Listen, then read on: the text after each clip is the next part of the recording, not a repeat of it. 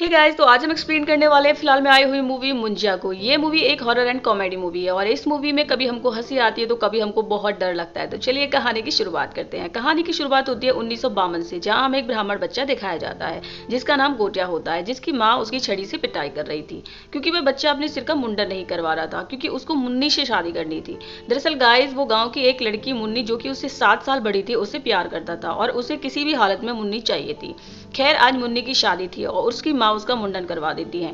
मुंडन के बाद रात को गोटिया अपनी बहन को लेकर जंगल में चला जाता है क्योंकि उसे बहुत गुस्सा आ रहा था, जहां पर वो एक बरगद के पेड़ के नीचे पूजा करने लगता है। इस पर उसकी बहन पूछती है कि भैया आप क्या कर रहे हो। तब गोटिया कहता है कि वो मुन्नी को पाना चाहता है और इसके लिए वो काला जादू कर रहा है, ऐसा करने से उसे मुन्नी मिल जाएगी। तभी गोटिया अपनी बहन पर चाकू से हमला कर देता है। गोटिया उस राक्षस को अपनी बहन की बलि देने के लिए लाया था, बलि देने से उसे मुन्नी मिल जाएगी, लेकिन उसकी बहन अपने आप को बचाने के लिए गोटिया को धक्का दे देती है, जिससे उसका पैर पत्थर से टकरा जाता है और गोटिया गिर जाता है, जिससे उसके सिर में चोट लग जाती है और गोटिया उसी बरगद के पेड़ के नीचे मर जाता है। उसके बाद उसका दाग संस्कार किया जाता है और उसकी अस्थियों को उसी बरगद के पेड़ के नीचे गाड़ कर उस पेड़ को धागे से बांध दिया जाता है।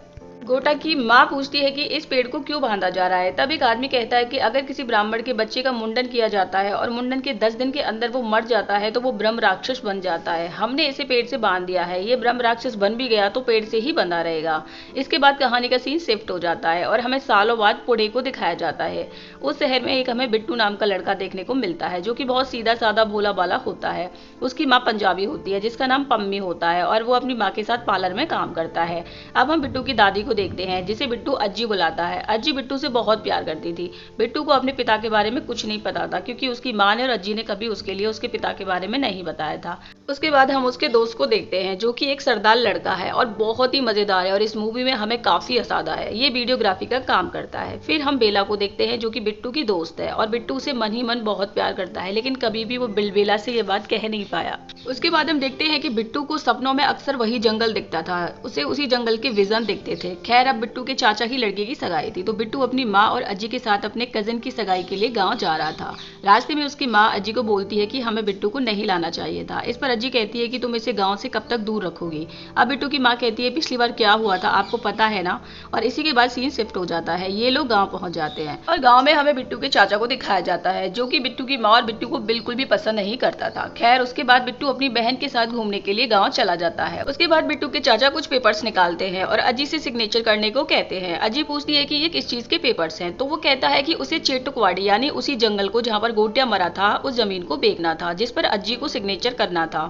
तो अज्जी कहती है कि तू ऐसा नहीं कर सकता, चेटुकवाड़ी स्थापित जगह है तो उसको नहीं बेच सकता। फिर वो कहता है कि जब भाई भी तो चेटुकवाड़ी को बेचना चाहते थे तब तो आपने हाँ कर दी थी। अज्जी और बिट्टू के चाचा में इसी बात को लेकर के बहस शुरू हो जाती है और तभी वहां पर बिट्टू आ जाता है। तब बिट्टू का चाचा अजी से कहता है कि भाई को इस पंजाबन के पार्लर के लिए उस जमीन को बेचना था और मैंने भाई से मना किया था कि उस चेटुकवाड़ी के जंगल में अकेले मत जाओ, लेकिन वो नहीं माने और चले गए और रास्ते में उनका पैर फिसल गया और वो समंदर में बह गए, जो आज तक कभी लौट कर नहीं आए। और ये सारी बातें बिट्टू सुन लेता है और बिट्टू गुस्से में लाल पीला होकर उसी चेटुकवाड़ी के जंगल में चला जाता है, जहां पर पहली बार हम इस मूवी के मुंजिया को देखते हैं। मुंजिया काफी डरावना था और मुंजिया बिट्टू को उसी पेड़ से बांध लेता है। अब सब लोग बिट्टू को ढूंढते हैं, लेकिन कहीं भी बिट्टू नहीं मिलता। तब पता चलता है कि बिट्टू को चेटुकवाड़ी की तरफ जाते हुए किसी ने देखा है।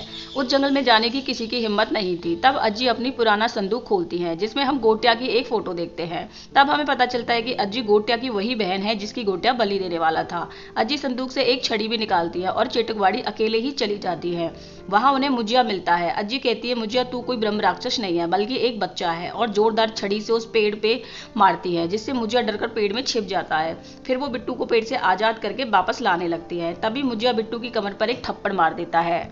अब अज्जी और बिट्टू जंगल से बाहर निकल आते हैं। रास्ते में अज्जी बिट्टू को बताती है और कहती है कि ये ब्रह्म राक्षस मेरा भाई था, ये इस पेड़ से बंधा हुआ है और ये चेटुकवाड़ी से बाहर नहीं आ सकता। अब हम लोग सेफ हैं, जब तक मैं जिंदा हूँ तुम्हें कुछ भी नहीं होने दूंगी। इतनी देर में बिट्टू की कमर से जहाँ मुजिया ने थप्पड़ मारा था, मुजिया बाहर निकल आता है और अज्जी को मार देता है, यानी कि मुजिया अब आजाद हो चुका था। बिट्टू बहुत रोता है। आखिरकार अज्जी का दाग संस्कार कर दिया जाता है और बिट्टू और उसकी माँ वापस पुणे जा रहे थे। तभी बस में बैठी एक औरत को मुजिया चुट्टी काट लेता है और वो औरत बिट्टू को उल्टा सीधा बोलने लगती है क्योंकि उसको लगता है कि ये सब बिट्टू ने किया है। तभी बिट्टू को बस में मुजिया दिखाई देता है और मुजिया बिट्टू के अलावा किसी को भी नहीं दिख रहा था क्योंकि मुजिया को केवल उसी के वंश के लोग देख सकते थे। मुजिया के ऊपर मुन्नी की धुन सवार थी। वो बिट्टू से कहता है मुन्नी को ढूंढो, मुन्नी को ढूंढो, मुन्नी लगन यानी मेरा लगन मुन्नी से कराओ। उसके बाद बिट्टू अपने घर आ जाता है। रात होते ही मुजिया बिट्टू के कमरे में आ जाता है और बिट्टू को बहुत डराता है। बस एक ही रट थी, मुन्नी को ढूंढो, मुन्नी को ढूंढो। बिट्टू कहता है कि मैं किसी मुन्नी को नहीं ढूंढने वाला। इस पर वो उसकी माँ को मारने की धमकी देता है। फिर क्या, बेचारा बिट्टू दिन रात अपनी मुन्नी को ढूंढता रहता है, अच्छे से सोता भी नहीं है और मुजिया उसकी पीठ पर बैठा रहता है जैसे विक्रम की पीठ पर वेताल बैठता है उसी तरीके से। सभी को लगने लगा कि बिट्टू नशा करता है। तब बिट्टू फाइनली अपने दोस्त के लिए सारी बातें बताता है लेकिन उसका दोस्त उसका यकीन नहीं करता है। तभी रात हो जाती है और मुजिया उसकी कमर से बाहर निकल आता है। उसके दोस्त को वो दिख नहीं रहा था लेकिन वो उसकी आवाज सुन पा रहा था। तब बेचारा उसका दोस्त बहुत डर जाता है।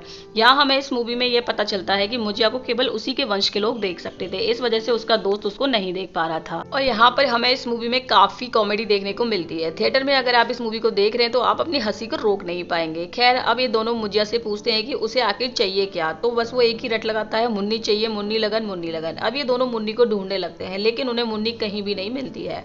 तब बिट्टू अपनी कजिन के लिए कॉल करता है और पूछता है कि उस गांव में कोई मुन्नी है क्या। तो उसकी कजिन मना कर देती है कि यहाँ पर कोई मुन्नी नहीं है, लेकिन वो अपनी दादी की संदूक को चेक करती है। वहाँ उसे एक फोटो मिलती है जिसमें गोटिया, अज्जी और मुन्नी भी थी। फिर उसे पता चलता है कि सालों पहले मुन्नी के परिवार वाले पुणे चले गए थे। तब हमें पता चलता है कि मुन्नी कोई और नहीं बल्कि बेला की दादी है।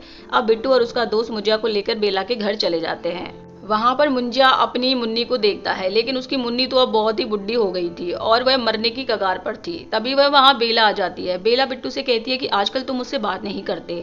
फिर क्या, मुंजिया बेला को देखता है और अब उसका दिल बेला पर आ गया था क्योंकि उसकी मुन्नी तो अब बुढ़ी हो गई थी, अब उसको बेला चाहिए थी। अब बिट्टू और उसके दोस्त से कहता है बेला लगिन, मुझे बेला चाहिए। उसके बाद हम एक आदमी को देखते हैं जो कि भूत प्रेतों का इलाज करता था।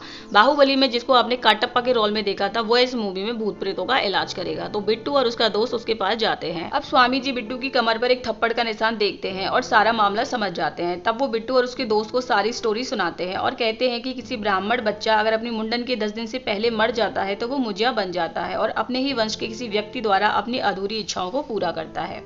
तब बिट्टू से बताता है कि उसे बेला चाहिए। फिर वो तांत्रिक बिट्टू से कहता है कि बेला उसे चाहिए लेकिन वह बेला से उसी पेड़ के नीचे शादी करेगा और शादी से पहले तुमसे एक बकरी मंगाएगा और बिट्टू के खून से उस बकरी के सिर पर एक निशान बनाने के लिए कहेगा। जब तुम लोग वो निशान बना दोगे तब वह तुम्हारे शरीर को छोड़कर उस बकरी के अंदर चला जाएगा और बेला से शादी करेगा। उसके बाद बेला की बलि देगा और बेला उसी के जैसे बन जाएगी।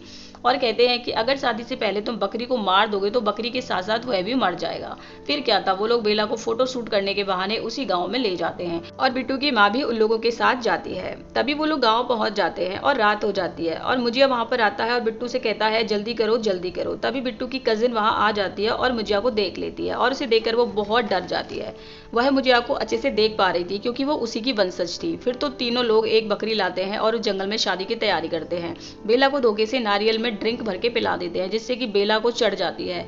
नशे की हालत में वो बेला को जंगल ले जाते हैं। फिर बिट्टू अपने खून से बकरी के सिर पर एक मार्क बनाता है और मुजिया की आत्मा उस मार्क के जरिए बकरी में चली जाती है। अब बेला उस बकरी को गोद में लेकर के प्यार करने लगती है। वो नशे की हालत में थी और वो उसको हक करने लगती है। जैसे वो बकरी को हक करती है तो बकरी के सिर से वो निशान बेला के सिर पर भी लग जाता है और जैसे ही बिट्टू उस बकरी को मारने वाला होता है तो मुजिया धोखा करके चिल्लाने लगता है और उस मार्क के जरिए बेला के शरीर में चला जाता है और बेला उस बकरी के शरीर में चली जाती है। यानी मुंजिया अब बेला बन चुका था और बेला अब बकरी बन चुकी थी। फिर क्या, बेला यानी कि मुंजिया बिट्टू को मारने के लिए उसके पीछे पड़ जाता है और वो तीनों अपनी जान बचाकर वहां से भाग जाते हैं और भागते हुए घर आ जाते हैं।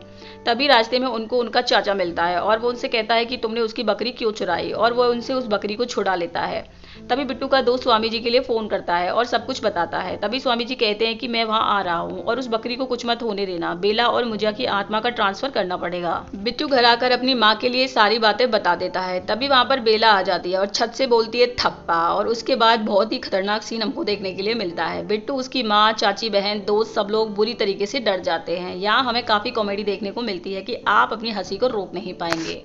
तभी स्वामी जी वहां आ जाते हैं और बेला के चारों ओर नमक से एक सर्कल बना देते हैं और कहते हैं कि ये शुद्ध आयोडीन नमक का सर्कल है, बाहर मत निकलना नहीं तो मर जाओगी। अब बिट्टू और उसकी माँ और स्वामी जी उस बकरी को ढूंढने के लिए चले जाते हैं। बिट्टू का दोस्त और उसकी कजिन बेला यानी मुजिया की निगरानी करने लगते हैं। आगे हमें पता चलता है कि बकरी को पकाकर तो बिट्टू का चाचा खा चुका है। इस पर स्वामी जी बिट्टू के चाचा के सिर पर वही मार्क बना देते हैं और कहते हैं कि बेला की आत्मा अभी इसी के शरीर में होगी।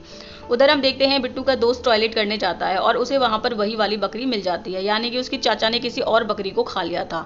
और इधर बेला यानी मुजिया रोने लगती है और कहती है मुझे बचा लो। बिट्टू की कजिन उसके पास जाती है और सर्कल टूट जाता है जिससे कि वो आजाद हो जाती है और सीधा मुजिया बेला बिट्टू के पास पहुंच जाती है और बिट्टू को मारने लगती है। उधर उसका दोस्त भी बकरी को लेकर वहां आ जाता है। अब क्या था, एक ही निशान और 3 लोग यानी बकरी, बेला और चाचा जी तीनों हवा में उड़ जाते हैं और ऊपर से तुरंत नीचे गिर जाते हैं। बकरी उठकर भाग जाती है, उधर बेला भी ठीक हो जाती है, यानी कि अब मुजिया की जो आत्मा है वो चाचा जी के अंदर थी। और चाचा जी सबका बैंड बजा देते हैं और काफी सबको अच्छे से धोते हैं। फिर बेला को घसीटते हुए बलि देने के लिए उसी जंगल के में पेड़ के नीचे ले जाते हैं। बिट्टू बेला को बचाने की कोशिश करता है पर कुछ नहीं कर पाता और रोने लगता है। तभी वहां अज्जी की आत्मा आ जाती है और बिट्टू से कहती है शैतानी शक्ति तभी ताकतवर होती है जब हम उनसे डरते हैं, जाओ और अपनी बेला को बचाओ। फिर क्या था, बिट्टू को जोश आता है और वो अपनी अज्जी की छड़ी लेकर जंगल में चला जाता है। मुंजिया बेला की बलि देने ही वाला था कि तभी वहां पर बिट्टू आ जाता है और अपनी छड़ी से उसकी पिटाई करने लगता है। और यहाँ पर मुंजिया और बिट्टू के बीच हमको एक जबरदस्त फाइट देखने को मिलती है। तभी मुंजिया बिट्टू को फाइनली उस बरगद के पेड़ पर लटका देता है। तो बिट्टू यहाँ पर एक चालाकी करता है और चुपके से उस पेड़ पर वही निशान बना देता है। और हम देखते हैं कि जब मुजिया और बिट्टू में फाइट हो रही थी तब बिट्टू उसी छड़ी से चाचा जी की पीठ पर भी वही निशान बना देता है, जिससे कि मुजिया की आत्मा चाचा जी से निकल करके उस पेड़ के अंदर वापस चली जाती है। तो दोस्तों अभी कहीं आपको जाने की जरूरत नहीं है, अभी तो पिक्चर बाकी है। मुजिया बरगद की पेड़ में बंद हो जाता है लेकिन वो बरगद की टहनियों से बिट्टू को फिर से पकड़ लेता है। तभी बिट्टू के हाथ में जली हुई लकड़ी आ जाती है जो कि मुजिया की शादी के हवन के लिए उन लोगों ने तैयार की थी। तभी बेला मुजिया के ऊपर तेल डाल देती है और बिट्टू मुजिया में यानी उस पेड़ में आग लगा देता है जिससे कि मुजिया मर जाता है। उसके बाद सब लोग वापस शहर आ जाते हैं। बिट्टू अपना पूरा फोकस अपने काम पर करने लगता है और लास्ट में फाइनली वो बेला को प्रपोज भी कर देता है। और इसी के साथ ये मूवी खत्म हो जाती है। तो दोस्तों आप मुझे कमेंट करके जरूर बताइएगा कि आपको ये मूवी कैसी लगी। अगर आपको इसी तरह की लेटेस्ट मूवी देखनी है तो मेरे चैनल को सब्सक्राइब जरूर कर लीजिएगा। तो मिलते हैं नेक्स्ट मूवी के साथ नेक्स्ट वीडियो में, तब तक के लिए बाय बाय।